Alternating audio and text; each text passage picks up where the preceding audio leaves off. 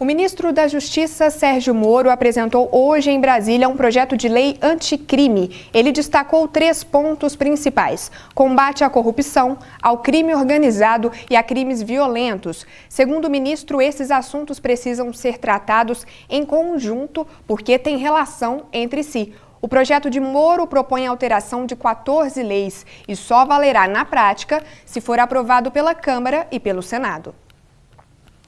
Em Brumadinho estão confirmadas 134 mortes, 120 corpos foram identificados e 199 pessoas ainda estão desaparecidas. O repórter Júnior Caritel conversou com o professor Vicente de Paulo, do Instituto de Geografia da UFO, para falar dos impactos disso. O professor fez trabalho de campo em Mariana depois do rompimento da barragem há 3 anos. Vamos ver. Olá para você que acompanha o Jornal da UFO.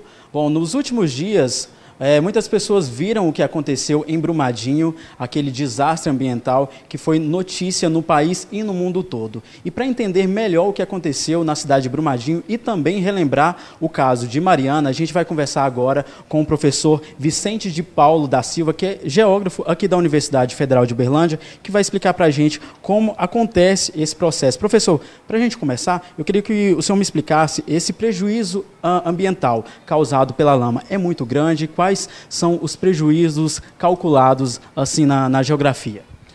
Olha, em termos de prejuízos ambientais, a gente não tem sequer como contabilizar isso, não tem como dimensionar o tamanho do prejuízo. Por quê?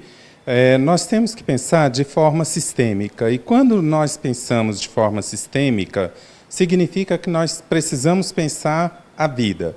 E quando falamos em vida, num desastre como esse, ou como esses, né, porque 3 anos atrás Mariana e agora Brumadinho, quando nós falamos num desastre como esse, nós precisamos pensar em termos de vida humana, vida animal e vida vegetal. Né? Depois dessas 2 tragédias, tanto de Mariana quanto a de Brumadinho, outras barragens também foram questionadas.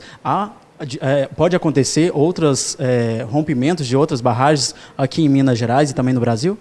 Olha, a experiência que nós tivemos visitando Mariana, Bento Rodrigues, por ocasião de um trabalho de campo da geografia, é de que cerca de 1 mês antes do rompimento, os moradores de Bento Rodrigues receberam a informação de que a barragem era 100% segura, que estava descartado qualquer hipótese de rompimento. 1 mês depois, o que acontece? A barragem se rompe. E no caso de Mariana, já havia essa possibilidade do rompimento e um intervalo tão curto de tempo, 3 anos depois, um rompimento na barragem em Brumadinho, como aconteceu, significa, olha, esse tempo é muito curto, isso era previsto acontecer, e se isso aconteceu em tão curto espaço de tempo, significa que outras podem estar aí à beira de rompimentos. E não vamos muito longe, não. Aqui na nossa região, Paracatu, né, o que significa a barragem de rejeito em Paracatu. Nós também já tivemos oportunidade de visitar aquele espaço, de visitar moradores que estão a jusante da barragem e percebemos quão significativo é o risco que esses moradores estão correndo. Não dá para a gente afirmar ou discutir, por exemplo, a questão da engenharia. Podem dizer que a barragem é 100% segura, mas os acontecimentos estão nos mostrando o quê? Que não há esse 100% de segurança nas barragens. O juiz João Essir Mota decidiu suspender o aumento da passagem de ônibus em Uberlândia. A decisão foi tomada depois de o Ministério Público Estadual questionar o aumento de 7,35% anunciado pela Prefeitura dia 26 de janeiro. O juiz justificou a suspensão, afirmando que na hora de aumentar a tarifa não foi levado em conta o fato de que os cobradores de ônibus foram demitidos, o que diminui os custos do transporte e não justifica, portanto, o aumento. A nossa produção entrou em contato com a Prefeitura Municipal, que disse ainda não ter recebido a liminar. E aqui no estúdio recebo Benito Salomão, economista. Obrigada, Benito, pela presença. Obrigado, boa noite, Fábio. Sempre um prazer retornar a essa bancada. Obrigada. E o professor Fábio Terra, professor do Programa de Pós-Graduação em Economia da UFO e da UFABC. Boa noite, professor. Obrigada. Boa noite, Letícia. Boa noite, Benito. Um prazer estar aqui com vocês. Bom, já que temos a notícia desse aumento de tarifas em Uberlândia e a liminar da Justiça, queria saber de vocês, economistas, o que é levado em conta para esse tipo de aumento de tarifa? O que deve ser levado em conta? O juiz justificou que houve uma redução dos custos porque demitiu cobradores. Como é que é isso? Como é que vocês veem essa questão rapidamente? É sempre uma questão a se tratar de custos, né? Por um lado, os custos da empresa, eles precisam ser apurados levando em conta aquilo que efetivamente é o custo da empresa, sobretudo mão de obra e energia, basicamente diesel, né? Isso daí precisa ser considerado para ver se, em última instância, há o equilíbrio econômico, tá, do negócio. Uma justificativa para o aumento. Uma justificativa para o aumento. Entendi. A inflação geral do Brasil, que não necessariamente significa a inflação que a empresa transportadora tem, tá, foi por volta de 4% o ano passado, um pouquinho menos do que isso, enquanto que o aumento concedido foi de 7,35%. Tá? Então, há alguma discrepância. Idem se a gente falar sobre o custo do salário. O salário médio pago pelas empresas, muito dificilmente, dadas as condições de funcionamento da economia brasileira hoje, muito dificilmente subiram tanto quanto 7,35%. Né?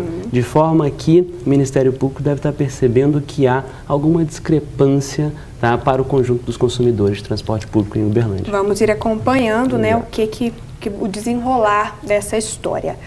Bom, e agora, indo ao tema do nosso jornal de hoje, o novo governo federal anunciou que vai privatizar empresas estatais e uma das metas é justamente essa. Desde o momento das eleições, isso foi apresentado. Olha só.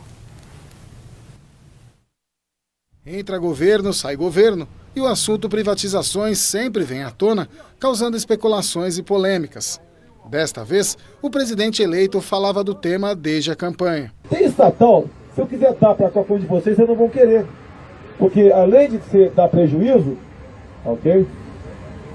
Além dela dar prejuízo, você não tem como saneá-la, então ela tem que ser extinta. Empresas privatizadas como a Companhia Siderúrgica Nacional no governo Itamar Franco e a Vale com Fernando Henrique Cardoso tiveram melhor desempenho, reduziram custos e cresceram. No governo Temer, foi a vez da Companhia Energética de Alagoas, do Grupo Eletrobras, ir a leilão. Os aeroportos de Congonhas, em São Paulo, e Santos Dumont, no Rio de Janeiro, também estão nos planos de privatizações do novo governo. A ideia é fazer o leilão no primeiro trimestre de 2022, com contratos válidos por 30 anos. Existe possibilidade de parte das privatizações ocorrerem no modelo Golden Share, como no caso da Embraer, permitindo ao governo ainda ter certo poder sobre a empresa. Na lista de concessões está a rodovia do Atoleiro, trecho da BR-163, entre Sinop, no Mato Grosso, e Miritituba, no Pará. São 90 quilômetros de lamaçal que encalham toneladas de grãos como a soja. O agronegócio defende o leilão para construir a Ferrogrão, ferrovia para transporte de 50 milhões de toneladas de grãos por ano e que tem custo de 12 bilhões e meio de reais. Este economista afirma que as privatizações são necessárias. Privatizar, por um lado, melhora o caixa do governo, que é bom. A preocupação do governo tem que ser com qualidade e preço da empresa privatizada após a privatização. Este outro economista afirma que nem sempre a privatização vale a pena. Se for a toque de caixa, ele nem vai resolver o problema de recursos, ou seja, a questão fiscal, porque precisa de dinheiro, e muito menos a questão de qualidade de serviços para a população. Vamos começar do básico. Vamos explicar o que significa privatizar uma empresa estatal, o que muda nessa empresa quando ela é privatizada. Qual a diferença básica? Bom, a privatização significa, na prática, um ajuste patrimonial do Estado, né? A passagem de patrimônio do setor público para o setor privado. O Estado vende uma empresa. Exatamente. A grande polêmica, a grande controvérsia em relação a isso se relaciona aos objetivos gerais dessas privatizações. Por exemplo, uma privatização, como no caso dito pela matéria aí do setor elétrico, não necessariamente ela vem relacionada com o objetivo imediato de levantar caixa para o governo. Às vezes pode ser também para ampliar a cobertura, né? No setor de saneamento, isso é muito importante, né? Água, esgoto, setor de energia elétrica, etc. Ou também o objetivo de se levantar uma determinada quantidade de caixa para que o governo ali possa aliviar suas contas ali de curto prazo. Então, isso é privatização. Né? Com relação à privatização no contexto da economia brasileira atual, é importante clarear algumas questões, que esse debate é sempre feito de forma muito apaixonada, com argumentos às vezes um pouco simples e sempre relacionadas aí às grandes empresas estatais que são as conhecidas do público. Petrobras, Banco do Brasil, Caixa, etc. E nem sempre é assim. Existem um conjunto de empresas aí que poderiam sim passar da mão do setor público para a mão do setor privado. Um exemplo disso são as companhias de saneamento estadual. Né? Nós temos no Brasil hoje um déficit de cobertura aí de aproximadamente 40% da população que não tem acesso a esgoto tratado. Na água isso é um pouco menos, né? No esgoto é um pouco mais, mas ainda assim, né? No Brasil nós temos isso. E as privatizações, em grande medida, já há trabalhos inclusive na literatura empírica, de professores aqui da casa, né?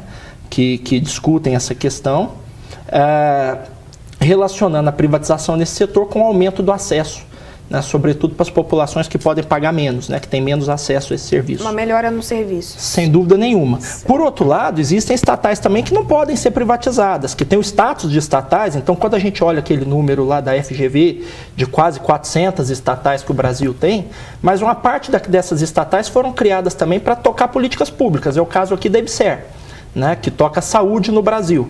Então, como você vai vender isso, né, que toca os hospitais e escolas?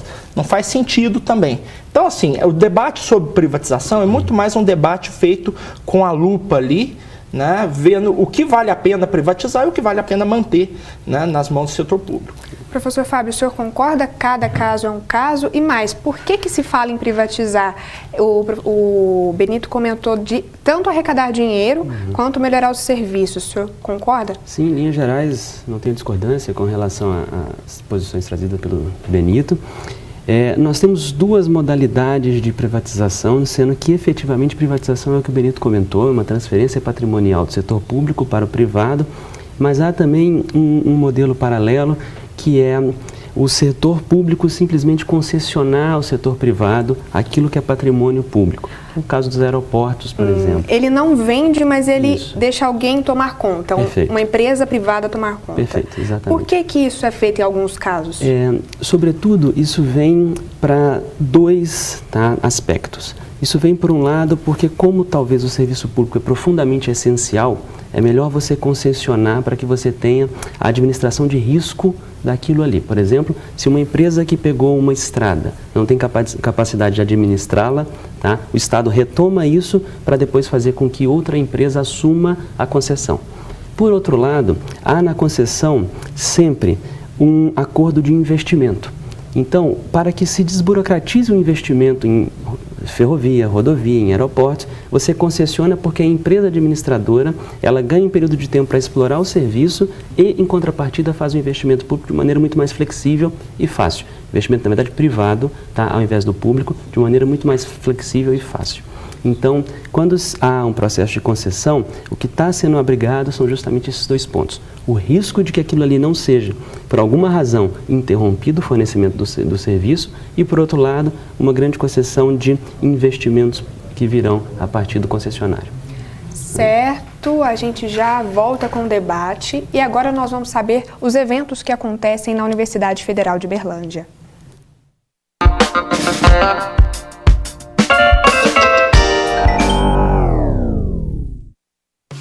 Oi gente, entramos no último mês de férias e daqui a pouco volta a rotina de aulas e eventos na universidade. Por enquanto, confira alguns destaques.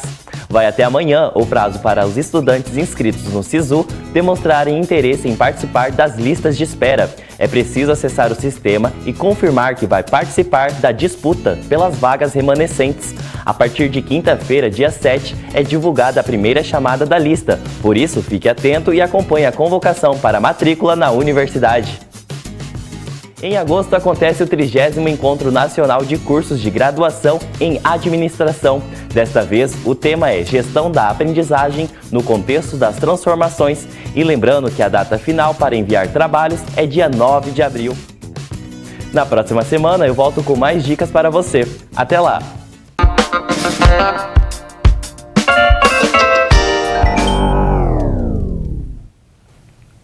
Daqui a pouco a gente te fala sobre a história das estatais brasileiras e tem mais debate. Até já!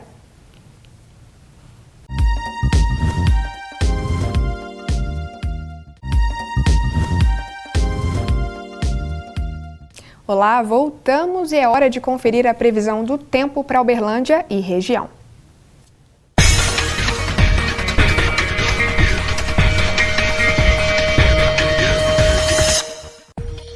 A terça-feira em Uberlândia pode começar com pancadas de chuva. As temperaturas variam entre 19 e 27 graus.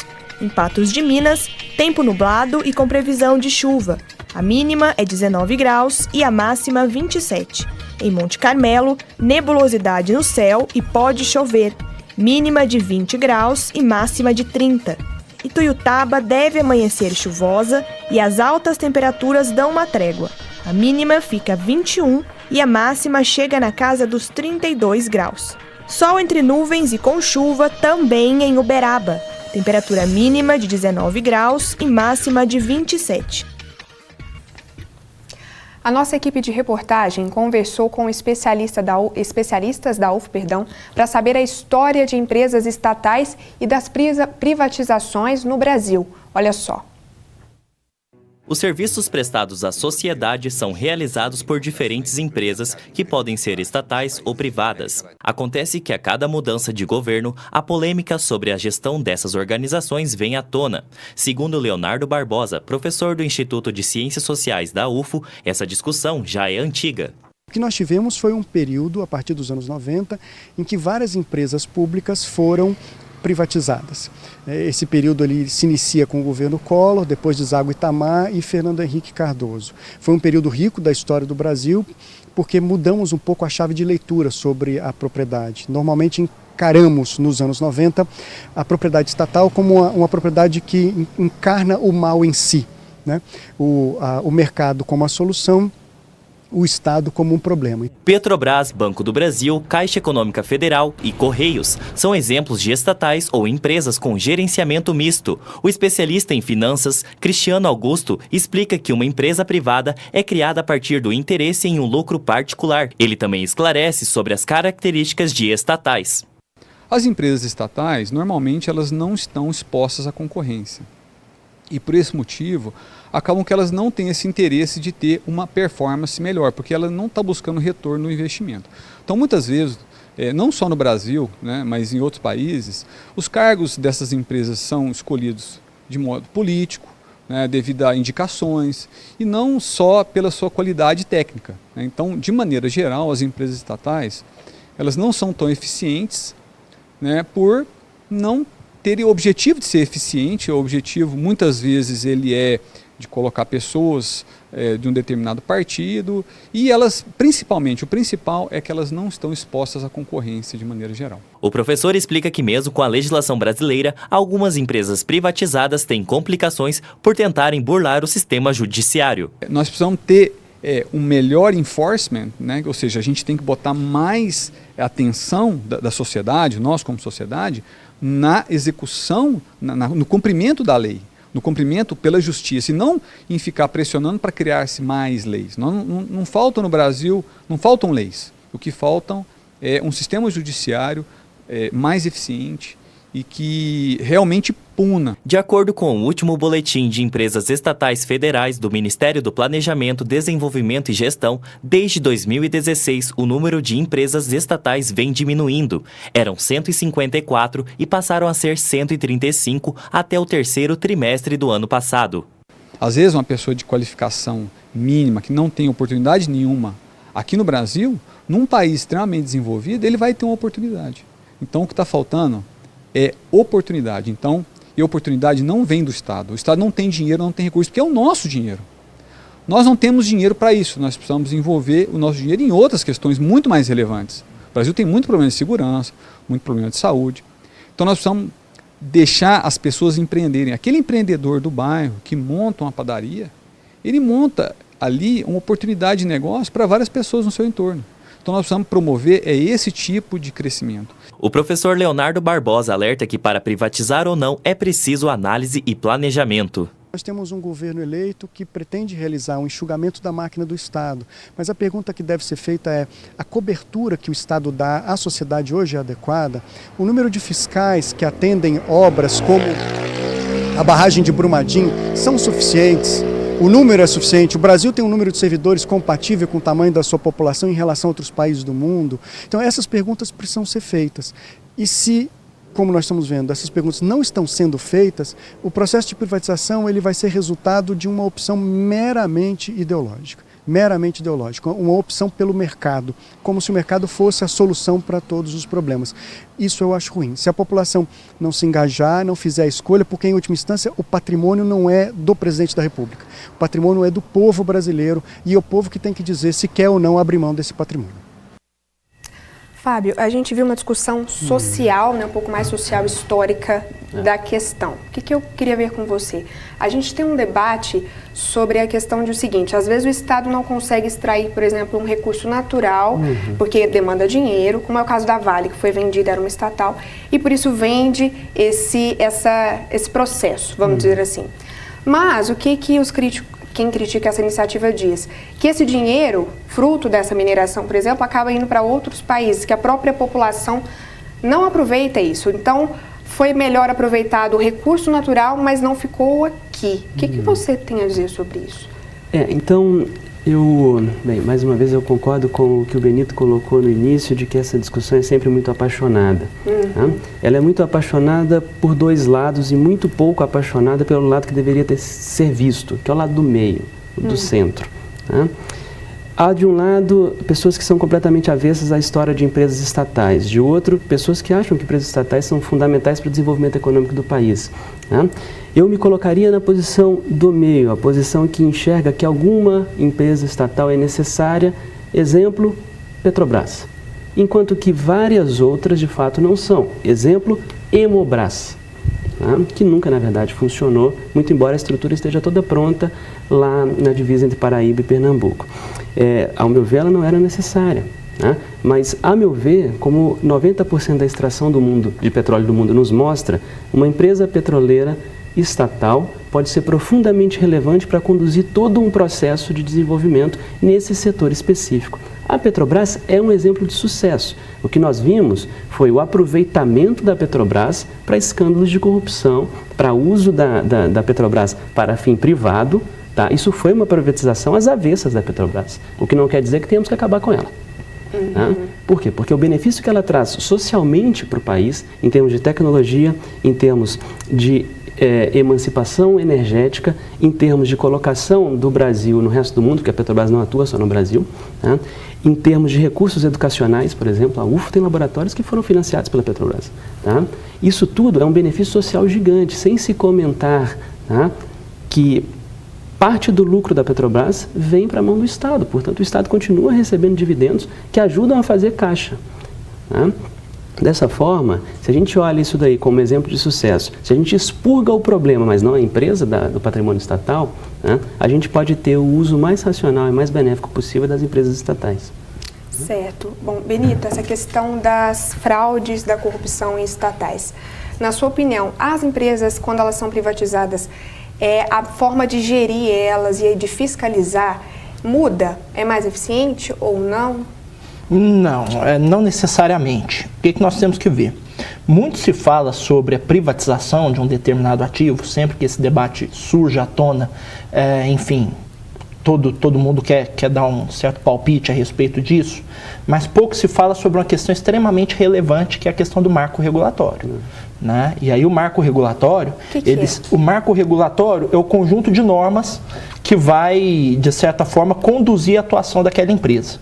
Né? Então, uma empresa privada, né, a partir de um marco regulatório ruim, ela vai ser ineficiente também.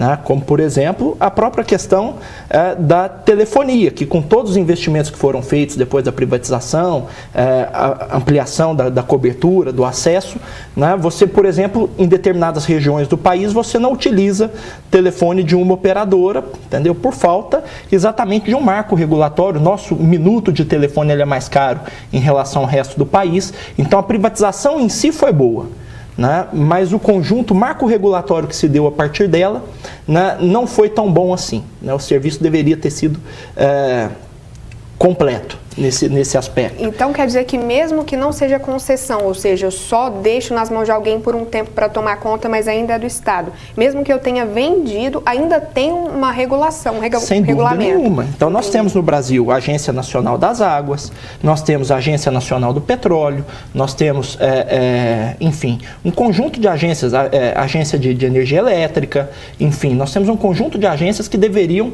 conduzir esse processo. Por quê? Como bem disse o VT, em grande medida o Estado atua em setores onde existem falhas de mercado, ou seja, setores que são monopolizados ou oligopolizados. Então o Estado atua exatamente para que esse poder de mercado ele não seja de certa forma um mecanismo de exploração do consumidor neste mercado.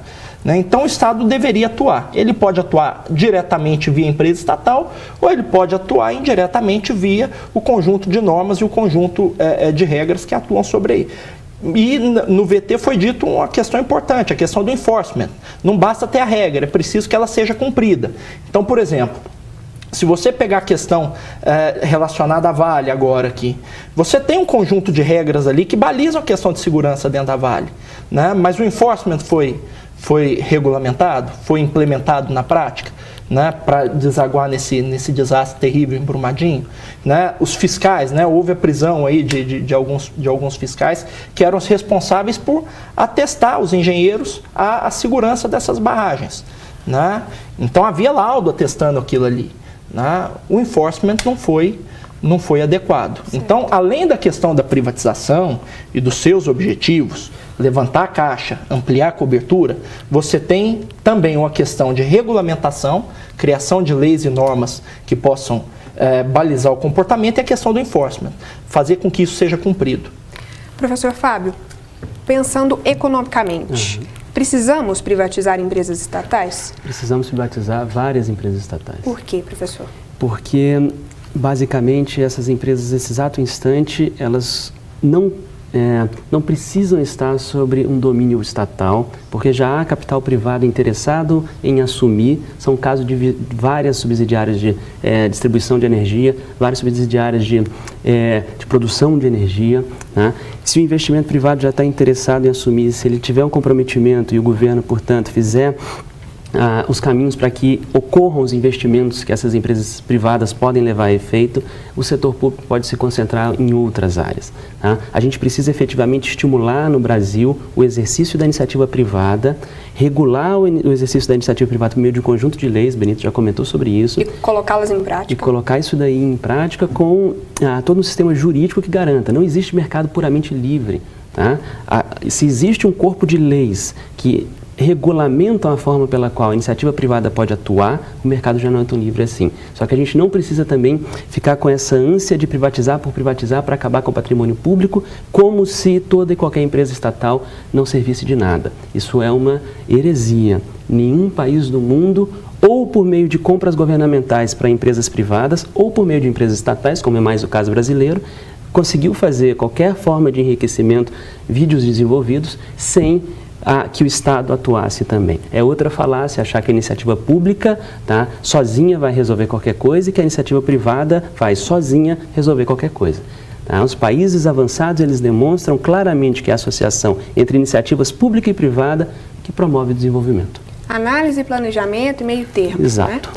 Muito obrigada, professor Fábio, muito obrigada, Benito, pela colaboração de vocês. Obrigada a você também pela companhia. Uma ótima noite e até amanhã.